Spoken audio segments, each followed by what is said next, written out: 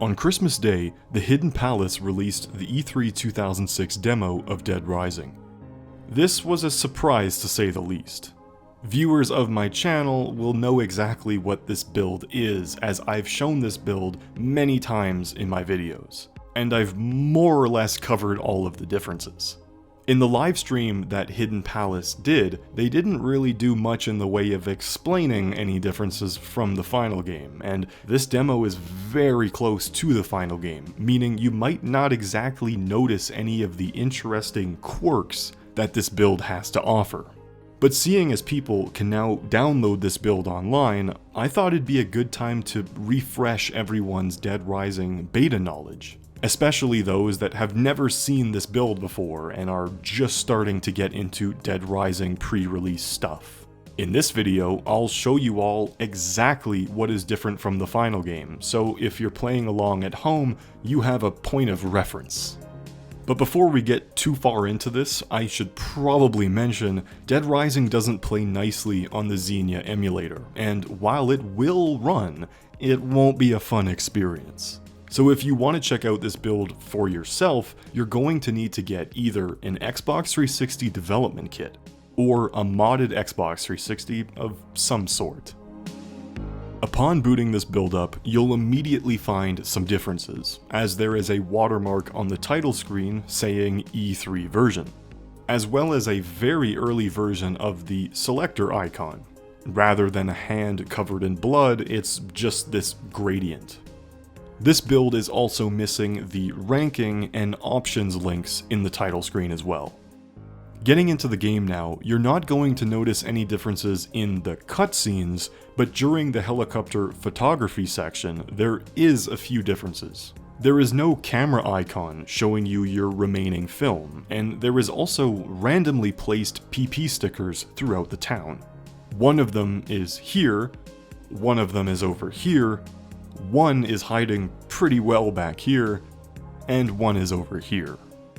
Hilariously, you can basically take a picture of all four of them at a single time.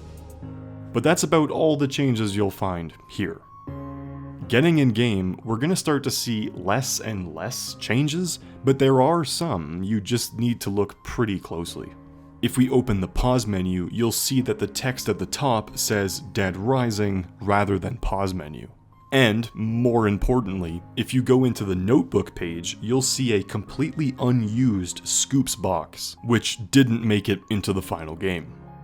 This Scoops box doesn't actually do anything in this build though, sadly.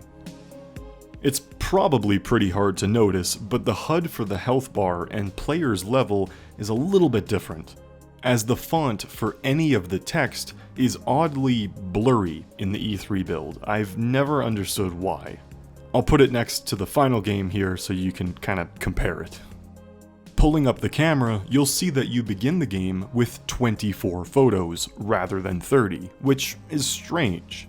It also has a 0 before the 24, which makes you think that the camera is capable of holding up to 100 film.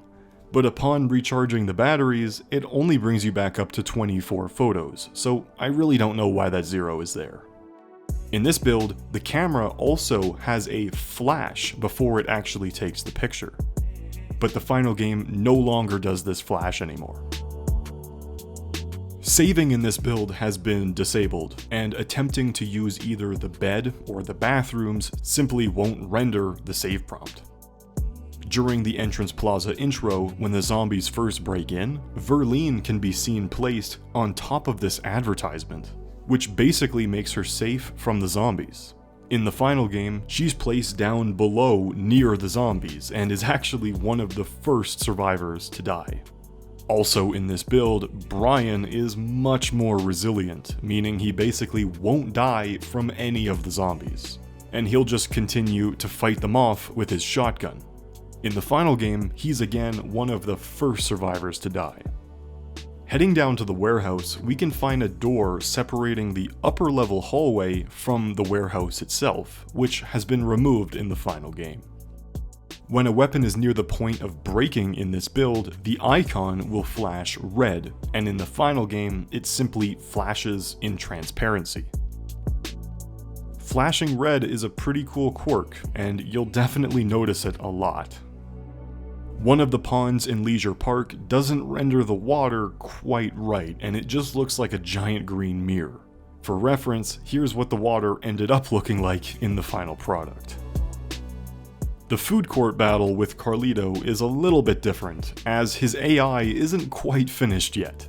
You'll sometimes find him getting stuck or just lobbing grenades at you or at himself.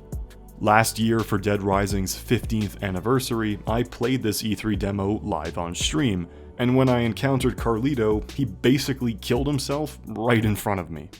There you go, thank you Carlito, that was easy. I am the best Dead Rising player there has ever been. If you hit a pane of glass with a really weak weapon, like the purse or a paint can, rather than just shattering the glass immediately, in this build you can actually crack the glass first, leaving marks all over the glass. This feature was taken out in the final game. After visiting Dr. Barnaby in Entrance Plaza, the demo will end, showing us a unique coming soon screen. It will then kick us back to the title screen. This build also has two different time limits. One of them is a continuously counting 15-minute time limit, which, when we exceed those 15 minutes, will show us this coming soon screen once again.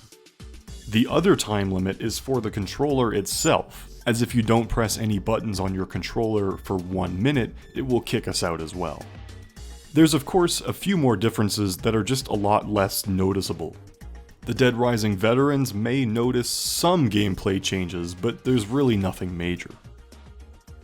Anyways, have fun playing this cool version of Dead Rising. A late Merry Christmas from yours truly, and I'll see you next time.